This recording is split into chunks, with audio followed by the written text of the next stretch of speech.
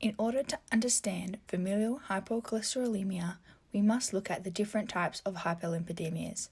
All 6 of these disorders are characterized by different genetic defects and affected lipoprotein levels. Each type's characteristics and incidence levels are outlined in the following table. It is a genetic disorder altering the metabolism of low-density lipoprotein particles, also known as LDL. It is characterized by increased LDL cholesterol, decreased LDL receptors, and with an associated increased risk of CVD. FH affects 1 in 200 to 350 people worldwide. There is a higher prevalence witnessed in other communities. Whilst the incident rates within Australia remain undefined, it is believed that over 65,000 Australians have this disorder. Previous statistics are likely underestimated due to the fact a significant number of individuals remain undiagnosed. So what causes FH? It is an autosomal dominant genetic disorder arising from chromosome 19.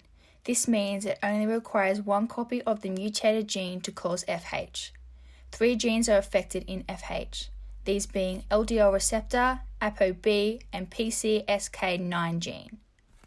There is over 2,000 known variants in the listed affected genes, with a mutation in the LDL receptor gene being most common. A mutation in this gene results in a decreased number of LDL receptors. This decreased number results in the buildup of LDL cholesterol. There are 2 types of FH. Individuals who inherit one set of FH mutated genes are heterozygous for FH. This results in only 50% of LDL receptors being functional. Subsequently, the individual has a 1 in 2 chance of passing one of the mutated genes to their children.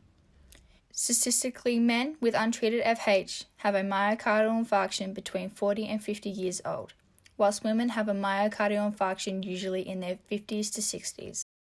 If both parents have FH mutated gene and the child inherits both sets, the child is homozygous for FH.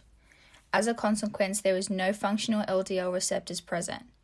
Therefore, homozygous FH is a more aggressive form, resulting in a dramatic increase in LDL cholesterol compared to heterozygous.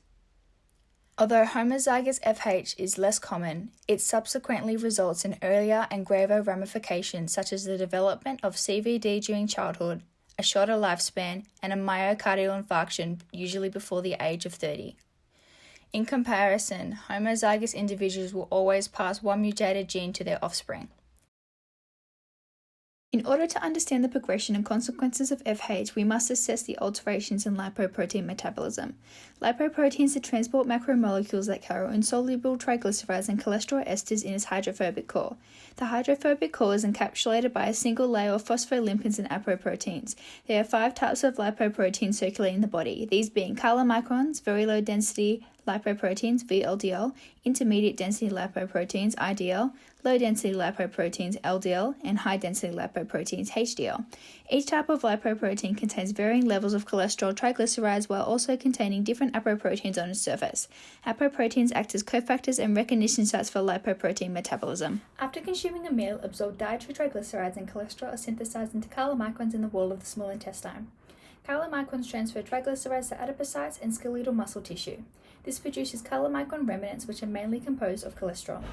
Remnant chylomicrons carry cholesterol to the liver to be used in the production of VLDL, HDL, or excreted in bile.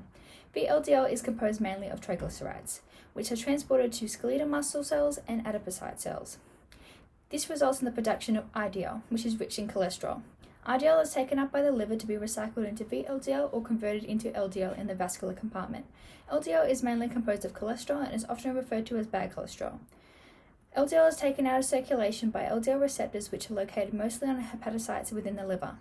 The liver functions to remove cholesterol out of the body. In familial hypercholesterolemia, these receptors are either reduced or not present. Therefore, cholesterol accumulates in the bloodstream. This is due to a mutation on the LDL receptor gene on chromosome 19.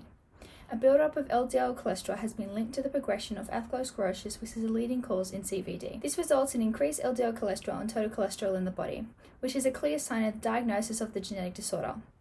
Particularly in homozygous individuals, the formation of xanthoma, xanthelemia, and corneal arcus are present at a young age. These signs can develop in heterozygous individuals, but usually at a later age. Another sign associated with this disorder is a myocardial infarction early in life, whether that be the parents or the individual. Since this disorder is autosomal dominant, family history plays a key role in the diagnosis and likelihood of having FH. Therefore, if an individual presents with high levels of LDL cholesterol with a family history of either high LDL cholesterol or diagnosed FH, this is likely that the individual also has the disorder.